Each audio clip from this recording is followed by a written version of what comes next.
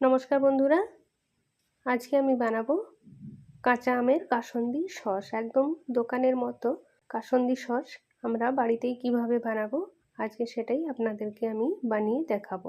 প্রথমে দুটো কাঁচা আম নিয়েছি। কাঁচা আমগুলো চোপাটা ছাড়িয়ে নেব। আমের চোপা ছাড়িয়ে নেওয়ার পরে বোখার দিকটা কেটে বাদ দিয়ে দেব। এখন আমগুলোকে টুকরো করে কেটে নেব। দুটো আমকেই টুকরো করে কেটে নেব। এই আমটার আঁটিটা শক্ত হয়ে গেছে, তাই আঁটিটা বাদ দিয়েই উপর থেকে আমগুলো টুকরো করে কেটে নেব। এখন আমগুলো কাটা হয়ে গেছে। এখন দু রকমের সর্ষে নিয়েছি।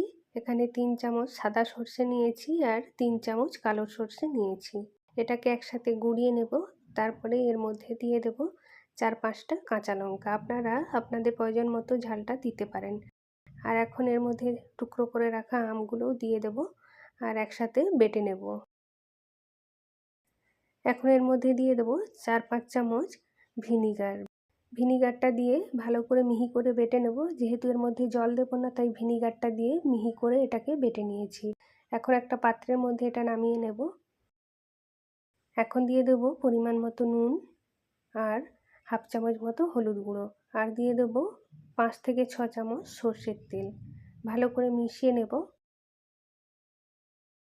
এটা ভালো করে মিশিয়ে নিয়েছি, কিন্তু কালারটা একটু সাদা লাগছে, তাই আরও হাফ চামচ হলুদ দিয়ে এটাকে ভালো করে মিশিয়ে নেব। তাহলে এর কালারটা খুব ভালো হয়ে যাবে।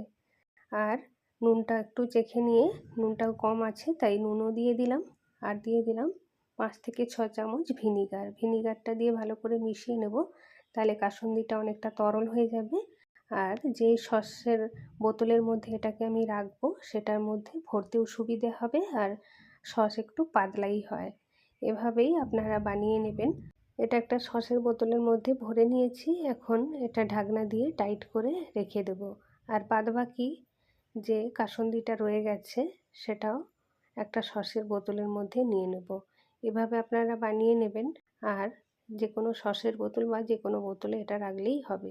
আর কাসুন্দি সস আপনাদের কেমন লাগলো অবশ্যই কমেন্ট করে জানাবেন।